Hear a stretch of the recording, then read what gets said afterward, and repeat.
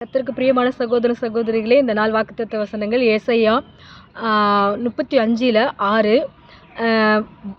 அப்பொழுது முடவர்கள் குதிப்பார்கள், ஊமைகள் கெம்பீரிப்பார்கள், வனாந்தரத்தில் தண்ணீர்கள் காணும், ஒரு கடும் வெயில் ஆறுகளை பாய பண்ணுவார். இந்த வசனம் சொல்லப்பட்டிருக்குது. இயேசு கிறிஸ்துவானவர் நம்மளுக்கு கொடுக்குற வாக்குத்தத்தங்கள். என்ன வாக்குத்தத்தங்கள்? அநேக முறை நம்ம ஜெபம் பண்ணுறோம், ஆண்டவரே எங்கள் வாழ்க்கையில் போராட்டம், கஷ்டமாக இருக்குது, வியாதியாக இருக்குது அப்படின்னு நம்ம ஜெபம் பண்ணுறோம்.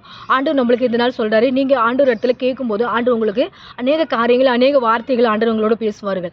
இந்த நாள் நீங்கள் யூடியூப்பில் பார்க்குறீங்கன்னா, இன்ஸ்டாகிராமில் பார்க்குறீங்கன்னா, ஆண்டவர் உங்களோட என்ன சொல்கிறாருன்னா, அப்பொழுதும் முடவர்கள் குதிப்பார்கள், ஊமைகள் கெம்பீரிப்பார்கள், வனாந்தரத்தில் தண்ணிகள் வரும், கடும் வெயில் ஆறுகளை பாய பண்ணுவேன் அப்படின்னு சொல்கிறாரு. அப்போ ஆறுகள் பாயவும், ஊமைகள் என்ன பண்ணுவாங்க? கெம்பீரிப்பார்கள், பாடுவார்கள், முடவர்கள் குதிப்பார்கள். இதெல்லாம் சொல்லப்பட்டிருக்குன்னா நம்மளோட வாழ்க்கையில் இருக்கிற முடங்கி போயிருக்கிற ஆசீர்வாதங்கள் கர்த்தரிடத்தில் நம்ம கேட்கணும். ஆண்டவரே, எங்கள் முடங்கி போயிருக்கிற ஆசீர்வாதங்கள், எங்கள் பிஸ்னஸ்கள், எங்கள் வேலையில், எங்களோட வாழ்க்கையில், தனிப்பட்ட நிலைமையில் நாங்கள் முடங்கி போயிருக்கோம். ஆண்டவரே, எங்களை நாங்கள் என்ன பண்ணுவோம்? குதிக்கிறத்தக்கன. இப்படி முடவர்கள் குதித்தார்களாம் அப்படின்னா ஒரு சந்தோஷம் அவங்களுக்குள்ளே வந்துச்சு.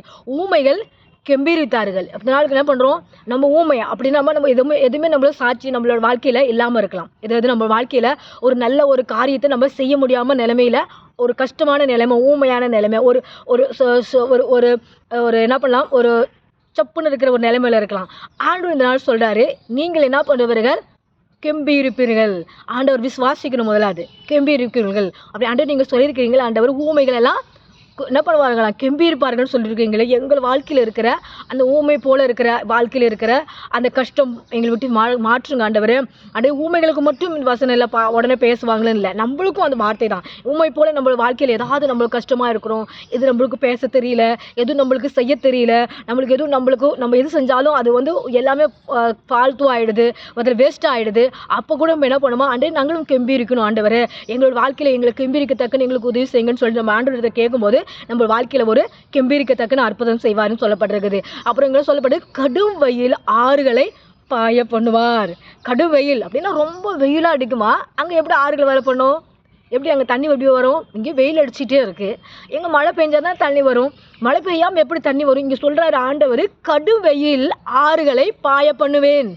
அவரு நினைச்சாருன்னா அந்த கடும் வெயில கூட அதை ஆசீர்வாதமாக மாற்றுவாராம். எப்படி ஆசீர்வாதமாக மாட்டுவார்? நம்ம ஆண்டவர் சமூகத்தில் கேட்கணும். ஆண்டவரே, நீங்கள் சொல்லியிருக்கீங்க கடும் வெயில் ஆறுகளை பாய பண்ணுவேன்னு சொல்லியிருக்கிறீங்க, எப்படி வெயிலும் அடிக்கும் மழையும் பெய்யுமா? எப்படி தண்ணியும் ஓடுமா? அப்படின்னு நம்மளுக்குள்ள ஒரு கேள்வி வரலாம். ஆண்டவர் நினச்சா எல்லாம் செய்வார். ஆண்டவர் நினச்சா எல்லா அற்புதங்களும் செய்வார். ஆண்டவர் நினச்சா தண்ணி இல்லாமல் ஆக்குவார், தண்ணி வரம் பண்ணவும் ஆகுவார். அங்கே நம்ம என்னது 2 ராஜாக்கள் 3வது அதிகாரத்தில் கூட பார்க்குறோம். 3:17 நினைக்கிறான். அது என்ன சொல்லப்பட்டிருக்குது? கர்த்தர் என்ன பண்ணுவாராம்? ஆறுகளை வரப்பண்ணுவார்.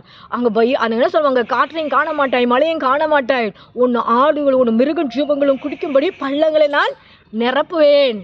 என்ன சொல்லுவாங்க? மழையும் காண மாட்டாய், காற்றையும் காண மாட்டாய், ஆனாலும் உன் ஆடு உன் மிருக ஜீவங்களும் குடிக்கும்படி தண்ணியினால் என்ன பண்ணுவேன்? நான் பள்ளத்தை நிரப்புவேன். அங்கே சொல்கிறாருல அந்த வார்த்தைகள். அது முழுதான் எலியாவை ஆசீர்வதித்தார். அவர் காற்றே காணவில்லை, மழையும் காணவில்லை, உடனே ஒரு கையளவுக்கு மேகம் கடும் வெயில் பெய்ஞ்சதுன்னு சொல்லப்பட்டிருக்குது. அதே போல் நம்ம வாழ்க்கையில் ஆண்டு சொல்லப்படுற கடும் வெயிலையும் ஆறுகளை வர பண்ணுவார், தண்ணியில் ஓட பண்ணுவார். அதை நம்ம முதலாவது விசுவாசிக்கணும். ஆண்டவரே, இந்த வசனம்லாம் சொல்லப்பட்டிருக்கு. ஆண்டவரே, எங்களோட வாழ்க்கையில் நீங்கள் ஆறுகளை வர பண்ணுங்க, எங்கள் குடும்பத்தில் ஆறுகளை வர பண்ணுங்க, எங்களோட பிள்ளைகளுக்கு ஆசீர்வாதம் தாருங்க, எங்களோட வாழ்க்கையிலே ஆசீர்வாதம் தாருங்க அப்படின்னு ஆண்டவரத்தில் கேட்கும்போது செய்வார். கொஞ்சம் தாமதமாக இருப்பார், ஆனாலும் ஆண்டவர் செய்வார். அவர் சொன்னதை மறக்காமல் இருக்க மாட்டார். செய்கிற அவர் என்ன பண்ணுவாராம்? சொல்கிறத நம்மளுக்கு ரகசியமாக செய்வார். ஆண்டவர் நம்மளுக்கு அற்புதங்களும் செய்வார், ஆச்சரியமாக செய்வார். நம்ம முதலாவது நம்ம மனதில் என்ன பண்ணுவோம்? விசுவாசம் இருக்கணும், அவரை நம்பிக்கையாக வாழணும். அப்பொழுது நம்மளுக்கு ஆசீர்வாதம். ஏசாயா 35:6. இந்த வசனத்தை கேட்ட ஒரு சகோதரனும் சகோதரிகளும் கர்த்தரிடத்துல வாருங்க, விசுவாசமாக இருங்க. ஆண்டவர் நீங்கள் அறியாத இருந்தால் அறிந்து கொள்ளுங்க. ஆண்டவர் சபைக்கு போகாத இருந்தால் போங்க.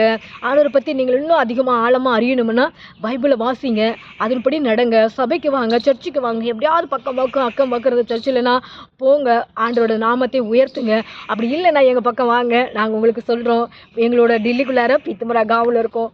நீங்கள் வெளிநாட்டில் வெளியில் தமிழ்நாட்டில் இருந்தாலும் சரி, மற்ற இடத்துல இருந்தாலும் சரி, அங்கே அங்கே பக்கம் பக்கம் இருக்கிற சர்ச்சுக்கெல்லாம் போங்க. ஆண்டு விசுவாசமாக வாழுங்க. முதல்ல இந்த வசனத்தையும் நீங்கள் விசுவாசிங்க.